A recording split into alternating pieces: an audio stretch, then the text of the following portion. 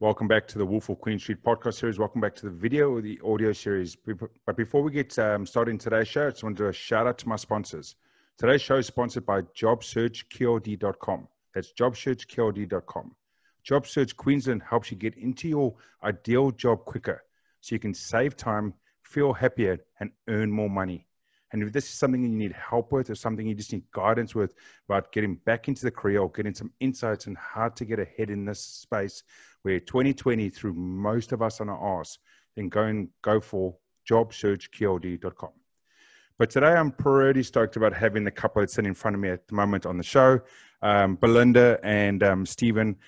I met Belinda about a month or so ago at a Wealth Mentors program, herself being a property investor mentor, and just hearing her story and what she went through and what she's trying to achieve and how her life has changed in the game of property with a really intriguing background, which had nothing to do with property, and has found herself now and has gone from what a lot of people would love to be is originally started as a beginner property investor to pretty much doing property investment herself and Stephen as full-time investors, professionals, as you say, and living their lives and having the freedom that property brings with it. So Belinda and Stephen, welcome to the show. Thanks, Lawrence. Nice to be here. Great. So just get into it first. Belinda, so as I said, your background, I think would be one of the coolest backgrounds of anyone I've had on my show, right? So fundamentally, you were a Top Gun pilot. Yeah. I have trained the next generation of Air Force pilots in Australia for much of my career. But you yourself also flew, did you not?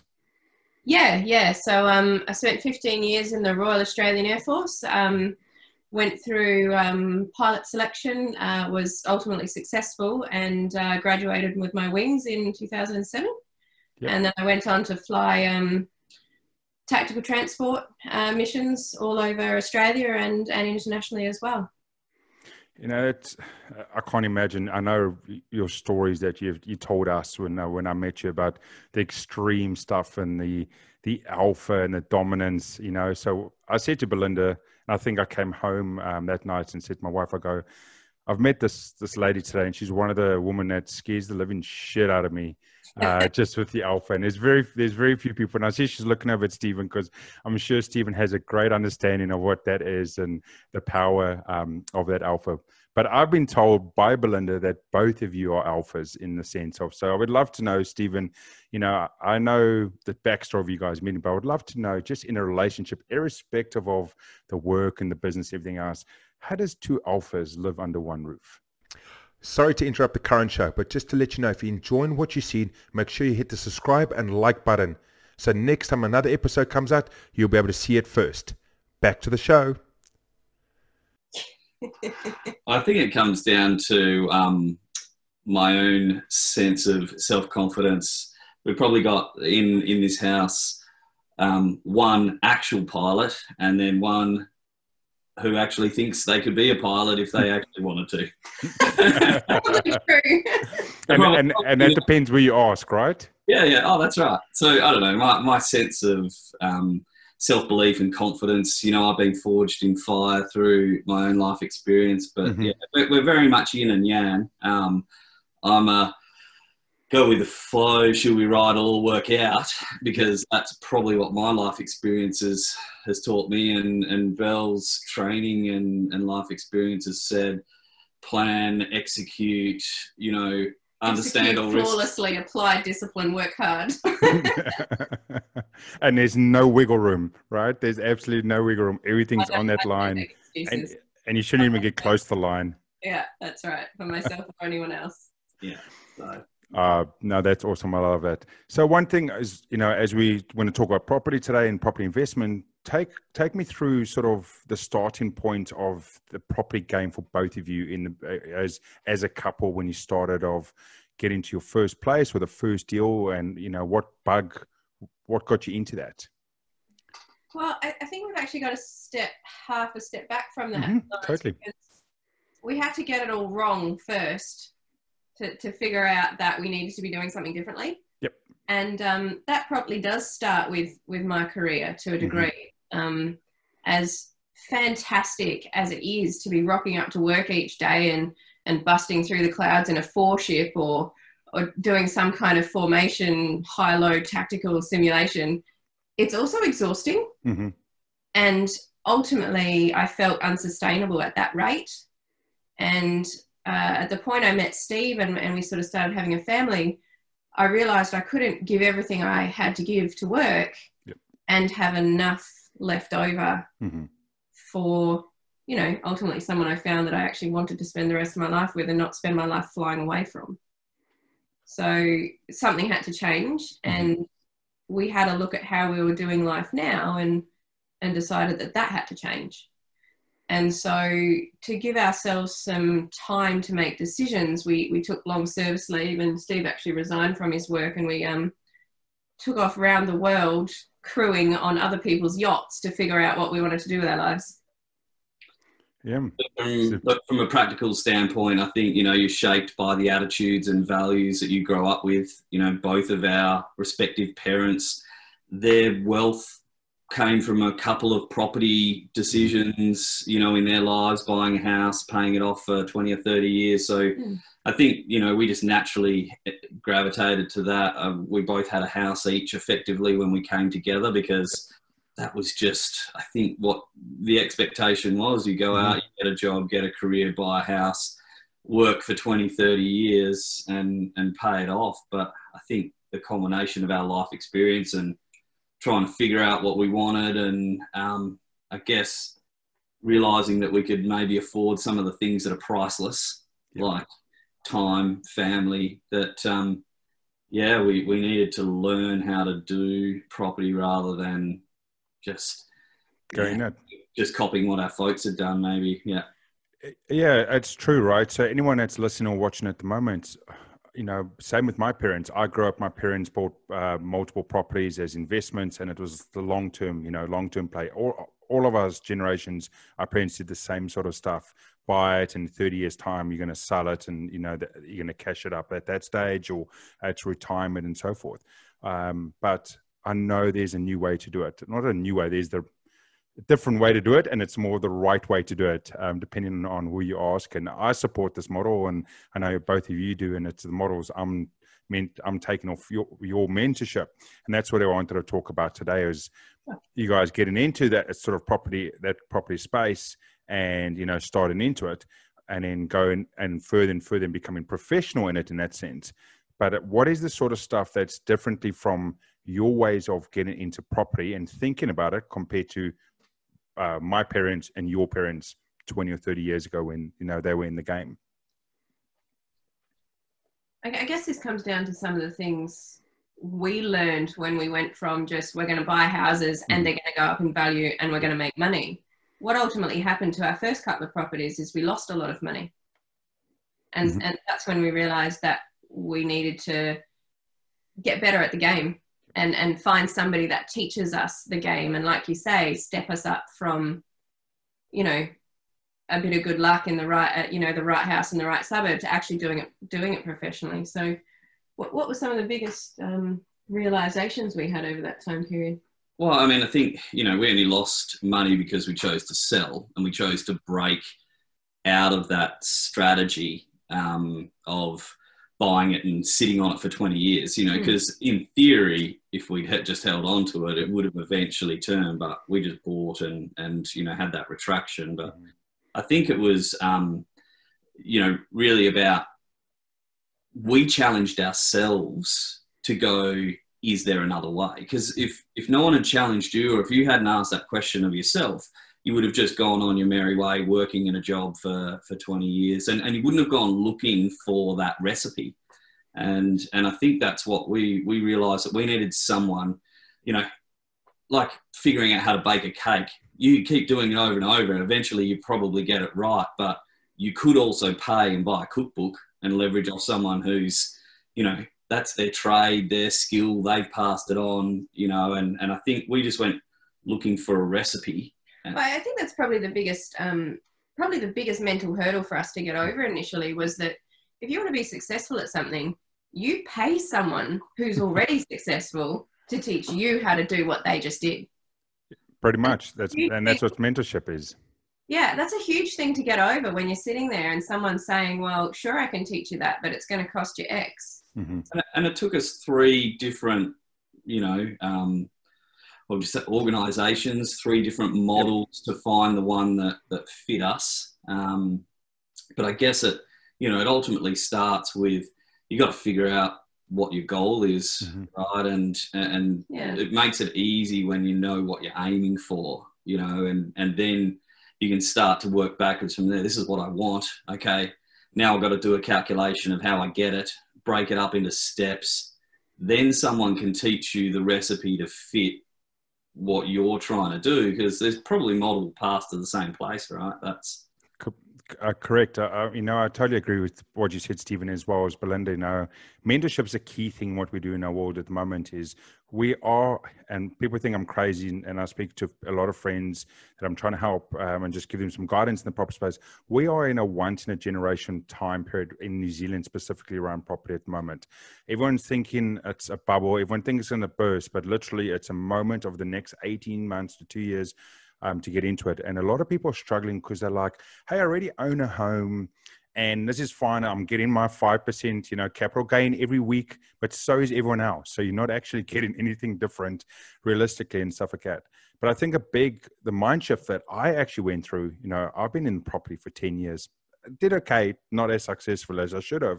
But I think the big mind shift that came from it was just understanding the difference of buying property and holding for capital gain, and buying property to make you cash flow from the front and make you money as you sit there from day one. And I think that was one of the biggest things that I wish I knew on day one, 10 years ago, of buying it.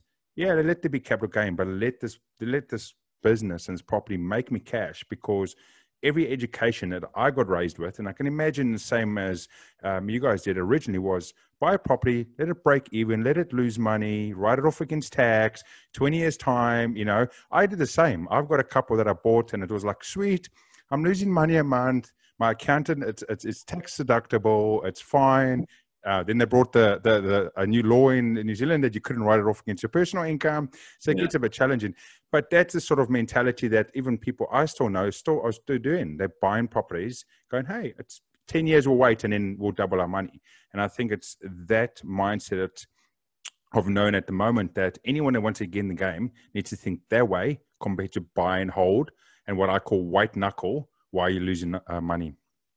Well, I absolutely agree, Lawrence, that having a positively cash flowing property is absolutely key to holding it without white knuckles, as you say. And can I just use the current environment as an example? The number of people that may have been holding property at a monthly loss, whose jobs have been put in jeopardy by this coronavirus crisis, may lead to them having to sell properties or mortgagee sales. Yep. If they had a positive cash flow property from the outset whose costs take care of itself, then they don't put themselves in that situation regardless of your current employment contract. Yep. So anyone's listening going, great. Okay, so to protect myself, getting as a beginner, I need to make sure I'm buying cash flow positive properties compared to buying Auckland properties that are way overpriced and never cash flow positive. But that's me just taking the piss out of Auckland, but I live in it. But anyway, so to anyone that's listening at the moment, what is the most simple way anyone can look at a property and off the bat and sort of 1 or 2 steps and say this one could have potential for cash flow? What's the sort of rules that yourself, Belinda, and Stephen have without going into the depth of your 10 steps? So sort of would it be the gross yield straight off the bat? Would it be, net yield? What would you be looking at? Well, for start with, I'd say change your mental gears from buying a property that you want or you like. Here we go. Because that's just, for most of us, not going to give a positive yield, certainly for my expensive champagne tastes. So, it's a business, right? And so you've got to take emotion out of it, and it's actually probably what grew us the most. With 2 alphas in the house, you can imagine if it's like, well, I think this, well, I think this, and it's like, if we hadn't learnt to do a calculation where there was no thinking, no opinion in it, it's like, does the calculation balance? Does the equation balance? Yes, it does. No, it doesn't. Okay, buy it. You know, like it's that's probably when you're talking about taking that step from just being just that investor long term, not really thinking it through, to going, we got to be able to do a calculation. We've got to treat it like a business. It needs income. It needs, you've got expenses. So my tip to anybody looking for positive cash flow is actually start in the regions, because your lower buy-in prices are more likely to yield the higher rents comparative to the buy-in price. So that was probably the first step, was getting away from any kind of centres and going out into the smaller places. For me, it was always, you know, potential. And really what we're talking about now is manufactured growth. Yep. And it's either you've manufactured the growth in the equity, the value of the place by improving it, or you've manufactured the growth in the income because you've improved it at rents for a higher amount, you know, whatever that. So for me, I'm always attracted to probably a house that I think has that potential, you know, where hasn't been renovated since the 60s or 70s, and, you know, and you can see that, because that offers the opportunity, right, where if this is what it looks like now, imagine if we made it look better. Would someone want to live there more? Would the market value it more? Whatever it might be. So that's probably what catches my eye. No, I totally agree with, you know, both. You're talking about Belinda talking about the regions, Stephen talking about the value add. So just to bring it back a little bit, I was on the point to anyone's listening or watching, when we're talking about, you know, the property investment, looking at it, and we're talking about the cash flow positive, cash flow potential, doesn't mean it's necessarily positive, is a simple thing I tell a lot of people. And, you know, Belinda will have her own way, Stephen will have his way. It's always within sort of 95% of the similar ways you go into it. I believe Belinda will be a lot more in depth than I would, but I say to a lot of people straight off back, and an easy example is just a gross yield calculator, which is fundamentally the annual rent that the property will return over the purchase price, which gives you a percentage. That will give you a percentage of 4%, 5%, 7%, or 8%. And normally this is a number that property investors in the beginning, or across the board, will say, hey, what's the gross yield in the property? And they'll throw a number out there. Now, how to understand this from a simple point of view without going further in depth is, if a property has gross yield, let's just use a flat example of 6%, and New Zealand mortgages are at 5%, you've only got 1% of potential cash flow that you're clearing on that property. And that doesn't include any of your annual expenses, your property management fees, all the maintenance fees and stuff like that.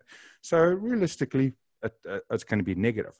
But in today's society where we are at the moment, it's 1.99 for what's one of the banks in New Zealand, 2.4 to 2.55 for most of the mainstream banks. And if you can get 6.5 or 7% gross yield, you're making about 4 to 4.5%, and then excluding expenses. So there can be potential for the cash flow. Very simple and high level way to look at a property. It's not the only way you should add. You should do further calculations. But just when I was talking about the beginning, from beginning investors, that's how you can look at something on paper and go, there will be potential for positive cash flow, and then you do more calculations afterwards. Yeah, definitely, Lawrence. We use that calculation to assess whether a property is worth looking at in more detail. Correct. That is the first checkbox that goes on. And I spoke to a friend just recently, and it took him through that. And he's like, oh my goodness, this has literally just cut my trade me time looking at properties like in half, because he was looking at all these ones and he sent me these ones. He's like, Lawrence, look, this looks like a great deal. And I'm like, what did that checkbox look? And that checkbox was nowhere near. The gross yield was nowhere near what it should have been from a value point of view. So there's no point in going to the second step of looking into it.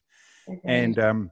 And as you said as well, you know, Belinda, is the regions are a great place for anyone that's thinking about properties. As you said, is lower price point, but the rent fundamentally doesn't naturally go lower with it. So rent itself still holds. You know, you're not going to be, if you're buying $200,000 house, the house isn't going to be renting at $40 a week. It's just not, it's not the way. Is it still has a relatively sometimes higher rent point than Auckland, that's way overpriced, and so forth as well. And then Stephen, you're talking about the value to properties is, and to anyone that's listening, is align yourself value growth when you buy a property or value in the buy itself? And I would love, Stephen, for you or for Belinda to sort of explain the term value in the buy. Yeah, well, I mean, this is, I guess, sometimes I hear it buy below market value, right? But yeah, making the value in the buy is going, when I purchase it, there is in that purchase or in the ability to improve it, room to make value, you know. So I think there's two ways to do it, right? You can either buy it underneath the market value. So the moment you've settled on the contract, you could resell it higher if you wanted. That's not why you buy them, but it means there's equity in it as you bought it. Or the other way is to have thought of a strategy to be able to add money to it within the next couple of months. Yeah. Does that make it clear? Yep. Totally does. I'll give you an example. Yep, please do. One of our favourite ways of making sure there's money in the buy is finding a house that's 2-bedroom that could be 3.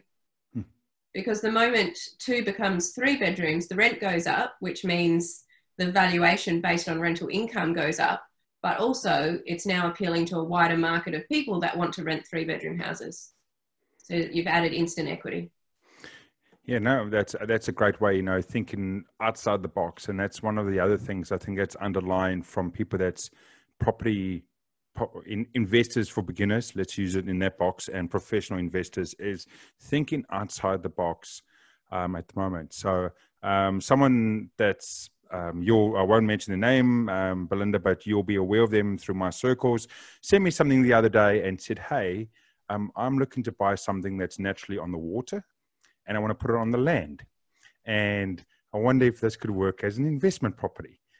So I'm intrigued to see what it's going to come on. But definitely I went back and said, that is thinking way outside the box. Not that most people would, and, you know, it might not come to anything, but it's intriguing how when I speak to people like yourselves that are in the game, you come up with these ideas of buy this property, do this and that with it, that I step back and go, I never thought of it.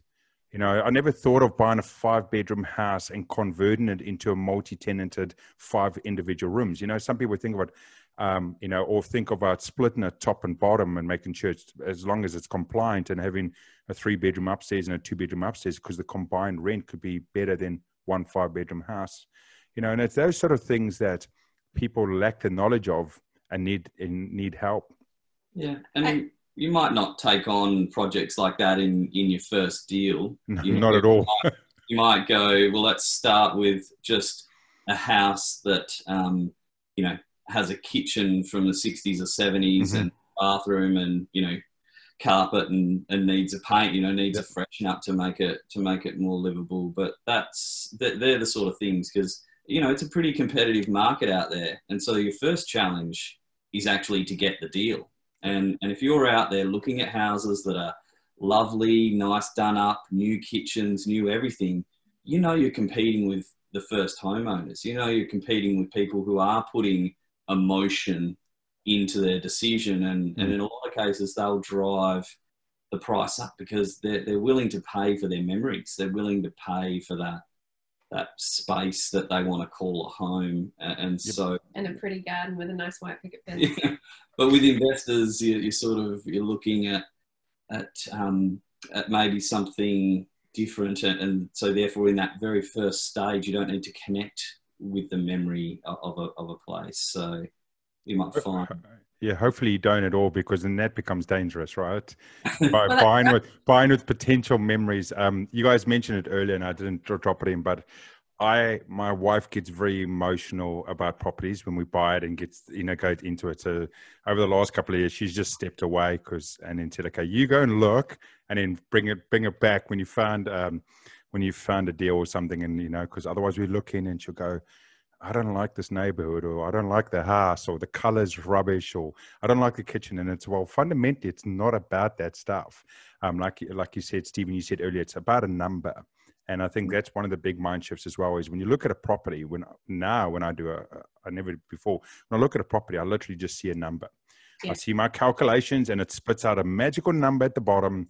And if it's in that box of that magical number, I go, great. I don't care if the house is pink, purple, blue, if there's lizards living inside or a crocodile, I'm going to buy it, or I'm going to try and buy it, right? Where other people look at it and going, no, I don't like the pink paint or the red paint or that stuff. It looks shit. So then they step away from it. But that's sort of, again, that mindset of beginning investors and professional investors. They don't care what it looks like in or what neighborhood, as long as their numbers work out correctly. If I see pink paint or lime green paint, I'm there. Yeah. I know that most people won't. Or even better, a house that smells. Mm-hmm. If it smells really bad, people don't want to buy it, and they don't see the potential underneath the smell. I love buying smelly cat houses. I did a handful of years ago. I had a business partner. We flipped properties in Auckland. It was a great time to do it, and it was fun for about 3 years. It's such a passion to actually flip compared to invest sort of longer. But I have this knack, and I still do it to this day, and the wife hates it. And I walk into a house, and in my back of my mind, I'm like, I want to buy this house, but there's like 20 other people walking in through it. And I'll be walking, and I'll chat to the agent, and I'll chat to everyone else so that people can roughly see, I know a little bit of what's going on. And I'll stand in, I'll look for like a crack, and I go, oh yeah, the roof's moved. Look, there's a crack in the roof. And I'll go, oh no, there's moisture in the floor. Look, there's a lot of water damage or something. And you can see other people looking around and going, he knows what he's doing, so we should leave. I don't think we should buy it. And funny enough, I've done that a few times, and I bought the house a few times because people, I'll just talk out to myself going, oh, look that. And people believe, right? But that's why you need people to help you. Because it's idiots and schmucks like me will just randomly throw stuff out there and people believe it while I'm in the house. I think something that probably helped us with detaching that emotion from the purchase was that we did all our investing from Perth for the first year. Yep. So I still haven't seen in some of our properties, is the truth. Mm-hmm. It was numbers on a spreadsheet, phone calls with agents and builders. There was no personal attachment. It does really helped. Yeah, that does obviously then lead on to your team and who's giving you advice. You know, whose advice are you taking about what you've got to spend, what potential is there, you know, and...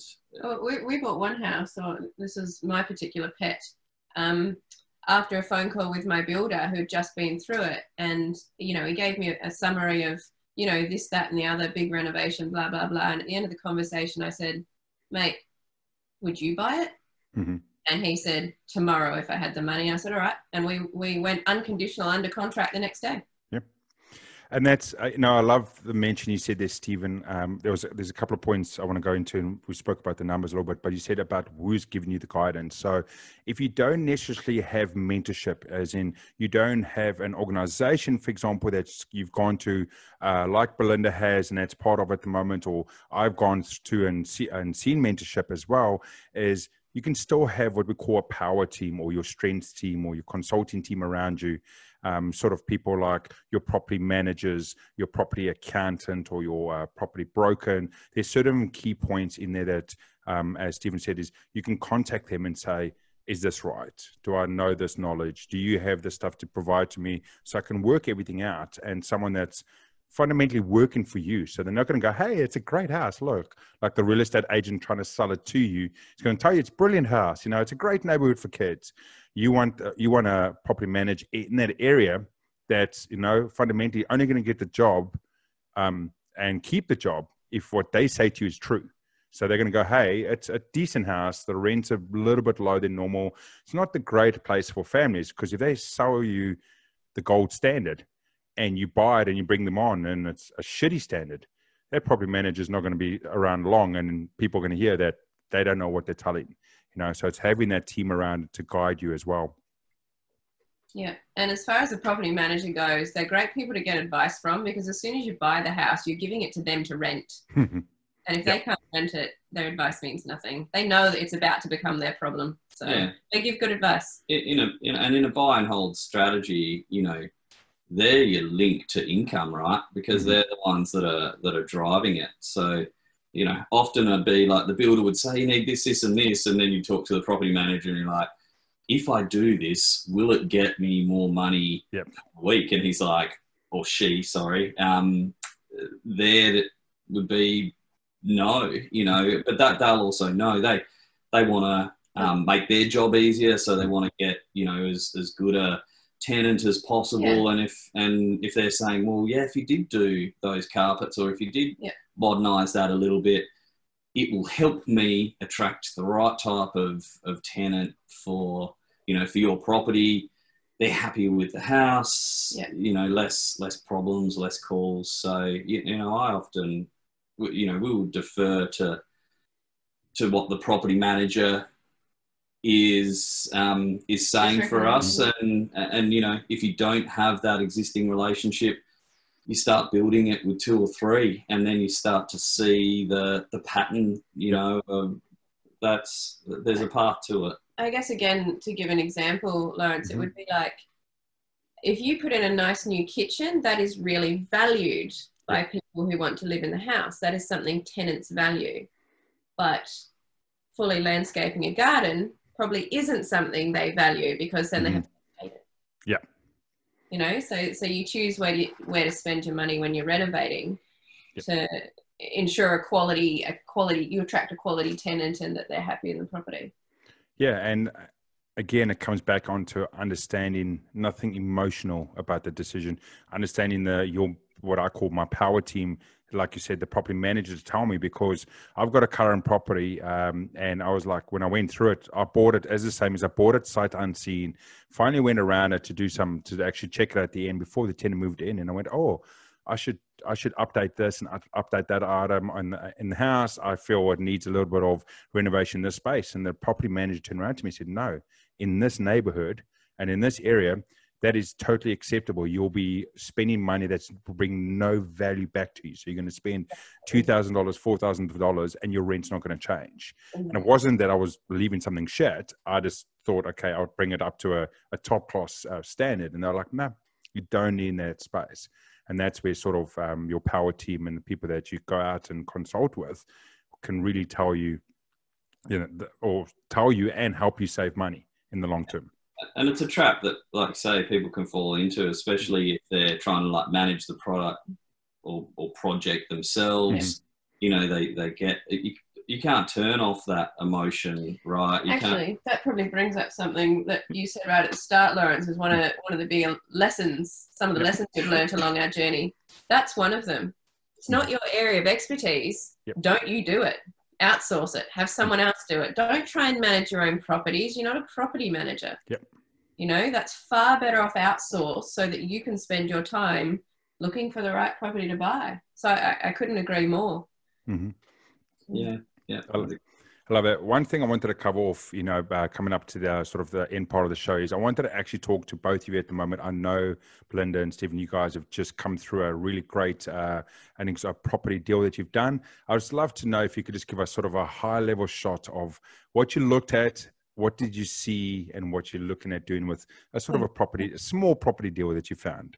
Yeah, I'm having a bit of a chuckle because this is probably very typical of Stephen and I. We've gone from, a handful of rental properties that are cash flowing well and working for us.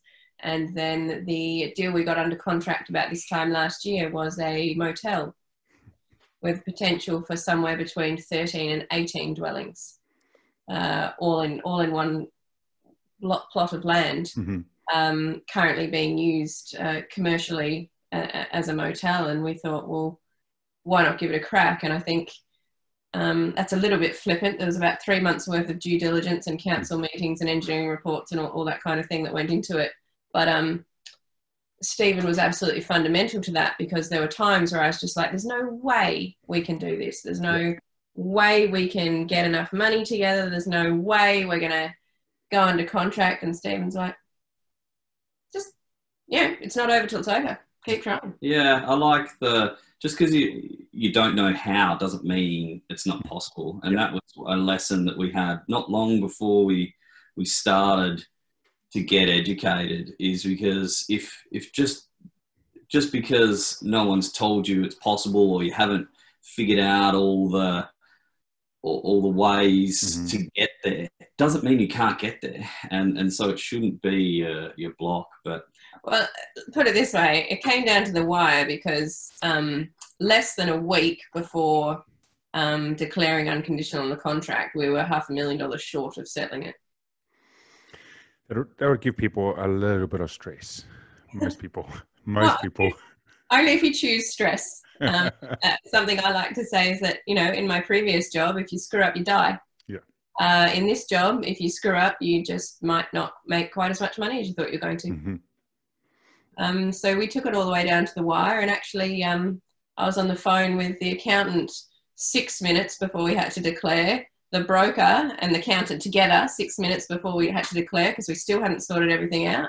And I was on the phone with the solicitor 3 minutes before we had to declare, and she was quite cross. I can't believe you've left this to the last minute. You're lucky I've written the email already and it's ready to send it. Are you declaring? I went, yes, we declared. Yeah, I wasn't even with Stephen at the time. I rang him up a bit later and went, by the way, we just went unconditional on a multi-million-dollar motel that we've now got to make work.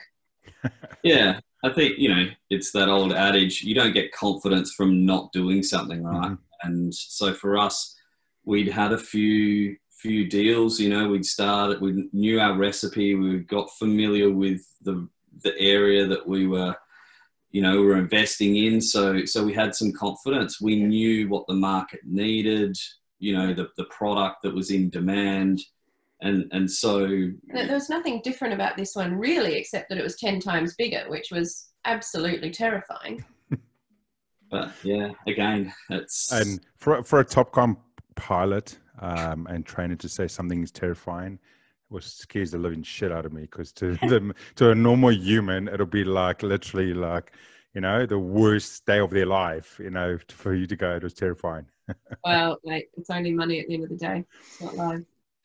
You miss out on a deal, and it's that you can't be afraid to miss out on deals. No doubt I think for every deal or offer we made, we probably only were getting 1 in 5, maybe 1 in 10 to start off with. But what we started to learn is it's like, okay, we got better at that strike rate. You got better at understanding how to make a win-win deal for you and and the vendor. And we started to learn how to actually get that deal across the line more regularly. But yeah. It's one that also at the end, in talking about those deals, I was actually going to raise a point about, one thing as well. The difference was in beginning stages, investor, you go, oh, there's a house or an apartment or whatever it is. I do an offer, wait for the offer, and then, a week or 2 weeks later, or however time period it is, you can come back and it's yay or nay, and you go on in the next journey 3 or 4 weeks later. Investors as a profession, and I think, Belinda, when I was around with you guys in Wealth Mentors, and someone said is that you will have multiple offers concurrent going, and we'll easily do over 50 offers, for example, a year. And to me, I went, what? How do you do multiple offers? How do you do multiple offers at one stage? Again, as a beginner mind, didn't think it through, going, yeah, you can do multiple offers, because at the end of the day, you can say no. Or you don't really want to say no if you get an offer, if you get a house under contract, or more than one at a stage. And it's just understanding when that does happen, what your options are. And we won't go into those options, because that's some of the cool tips and tricks of mentorship and education that's provided, especially that from Belinda that does at Wealth Mentors, about when you get more than one under contract and you run out of money, how do you get that sorted? So anyone that's intrigued about that will have to find out from Belinda herself. So yeah. I, funny enough, found myself in a situation like that about a week ago. And just because of timing and everything going, I stepped away. I could have possibly looked at going further down the track, but I had a contract that it was a backup contract, and it took its time. I went and did another contract, and the second contract got accepted or sorted. And then the backup contract came back a month later and went, oh, the first contract fell over. You've currently got this contract now. I went, oh shit, I wasn't expecting it to come back. Yeah, And well, I'd rather have it than not want it, than want it and not have it. correct. So as much as I was like, oh, I lost out, I was like, hey, at that moment, unless I just didn't have the time, energy, and everything else, and I was happy with my current situation, so it was all good. But before we end off today's show, Stephen and Belinda, I just wanted to ask one thing. Is there any one last insight you'd love to leave our listeners or watchers with thinking about property at the moment? Don't wait. Mm-hmm. You always think you'll get to it or you'll get your life sorted and then you'll buy a house. There's no good time to get into the property market or to start getting educated about it. We've done everything we've done during the process of having full-time careers at different times and having our 2 daughters, and there have been some long nights of, property study after putting children to bed, but just start. Mm-hmm. Just start. The best time to plant a tree was always 20 years ago. The second best time is today. Yep. Yeah. Look, for me, it's always about, you don't need to have all the answers to make a decision. Mm-hmm. Like, you don't need to know the how. First get the deal, then figure out how to make it work. And if it doesn't, let it go and don't be afraid of that. And then once you've, got the deal and you know how to make it work, and then you manage it. And in those steps, not try to figure out all the management stuff when you haven't even got the deal yet. You waste time and effort that, isn't effective use of your time if you're trying to solve all the problems that you don't even know whether you're going to have yet. Yep, I love that. Thanks, Belinda and Stephen, for those last insights. And to anyone else, that's listening, we're having a conversation here, talking about property. We understand it. They understand it way better than I do. Don't get me wrong.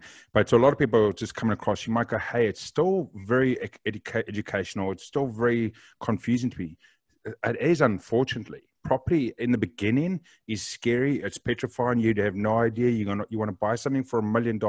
You don't understand if it's going to be. If people are like, hey, what happens if I don't have a tenant and then I lose money and I lose my job and having they don't understand that whole package. That's where you need the guidance we've spoken about, either the mentorship, the education to show you all of that stuff and to show that when you make that decision, it's fundamentally, no matter what, it is a good decision. And you're protecting yourself, and you got cash flow. So I can't imagine, there would have been so many people, unfortunately, in New Zealand this year, as we said, that made bad property deals that have to get rid of it. But there have been also a lot of people in New Zealand that during COVID are not actually being employed because of what it's done to the world, but they survived because of the properties bringing in the cash flow.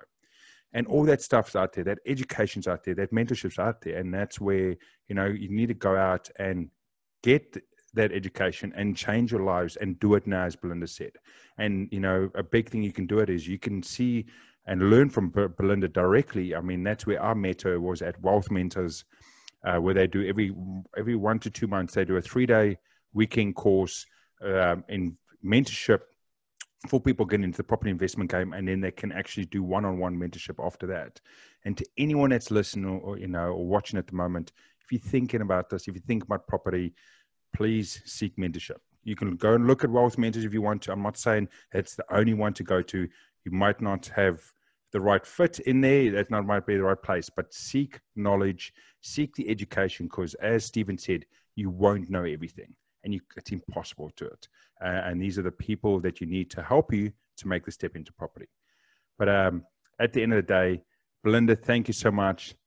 Stephen, thank you so much for joining in today's show and talking about your journey in the property and the cool things you both are doing as a couple together, doing a power team and changing your lives from, with property. Cheers. Cheers, Lawrence. Yeah. Nice chatting. And to everyone else, that's come over to the show today, if there's anything that's resonated, anything that you took from today's show that you thought was insightful that could help someone, I don't ask anything of my fans. I don't charge anything as part of my brand. But all I say is, if there is something, just send a friend over or send this to a friend and say, hey, have a listen, have a watch, because maybe together we can change each other's lives. We need our support. We need to be able to stand strong with each other today in 2020, the year that is the year of Jumanji, as I call it. But at the end of the day, we stay powerful, we stay beautiful. Until next time,